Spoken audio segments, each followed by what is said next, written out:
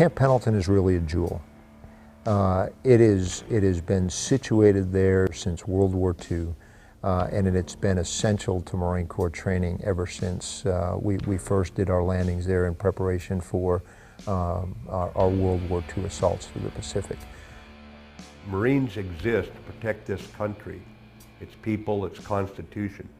But protecting the country also means you protect its environment. You don't hurt the environment and you don't destroy the country that we want to live in. We love this country. Biggest focus for us is what we call encroachment, or as it's more politically correct known, incompatible land, sea, and airspace use. The Marine Corps was unique because they were the first ones to figure out they needed to deal with this encroachment issue almost 30 years ago, 30 plus years ago. So when the Marines trained here in the 1940s, without the presence, there were natural barriers to training, the presence of Interstate 5. But let's take Red Beach, for example. Up until the presence of the endangered species and the restrictions, anywhere in that area you could maneuver. Now if you go to Red Beach, you'll see a lot of growth, a lot of shrubbery, a lot of underbrush. Marines can't go through there. They can't go there through there on foot. They can't drive their vehicles through there, in my experience. And so they are restricted by one road off the beach. That's not a good tactical decision, and that's not realistic training. That's not the kind of training that's going to prepare a Marine to go into combat. There was also an endangered species called the Marine infantryman. And when you go into combat, you don't want to be losing people because you were unable to train properly at your home station. That is immoral, that is unconscionable that we would do that. To the casual observer that may drive up and down I-5 through Camp Pendleton, it's very easy to get the impression that maybe we do have a lot of excess land, because when you look out there you see a lot of open land that appears to be not too well used or not too much going on. In fact, that's really not the case. That people need to see the Marine Corps in that light, that we're also there protecting the environment.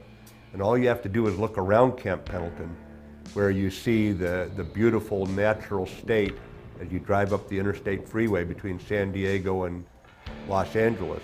And the only untouched area today in terms of its natural growth, the natural environment, is that beautiful 17-mile stretch along the coast between Carlsbad and Oceanside and going on up to San Clemente.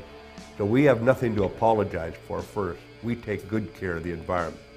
And the fact that we dig fighting holes out in the train area and then fill them in when we're done, well, I'd suggest that's a hell of a lot less than bulldozers scraping off the top 50 feet of some housing development hillside that we see going up on all sides of Camp Pendleton.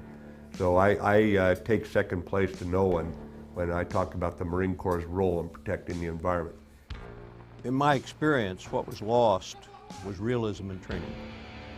This base needs to be available to Marines not just today, but on into the future. That's the mission of this installation, is to provide that training environment, a realistic training environment that allows the Marines to accomplish their training standards.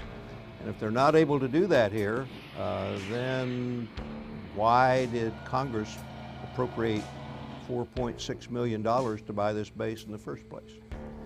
It's not just Camp Pendleton. It's this full complex of training bases and ranges that we have. Somebody may say, well, you can take a piece of Camp Pendleton and shift it to 29 Palms or shift it to, somewhere else. Well, those somewhere else's are under pressure as well. So we're really pushing the envelope on the full range of bases that we have in the Southern California area right now. And so when you begin to encroach on that, when you begin to cut into that, you also begin to challenge that proximity issue that we have between us and Third Fleet that adds so much benefit to us. We need to recognize encroachment is important, and we need to always do the best we can to educate the surrounding community, the civilians, local population, of what's the value of this base and the fact that we need to protect it long term. to ensure that someday somebody's not knocking on our door saying we need to close Camp Pendleton because we can no longer accomplish the mission here. This base is too valuable for the Marine Corps to lose.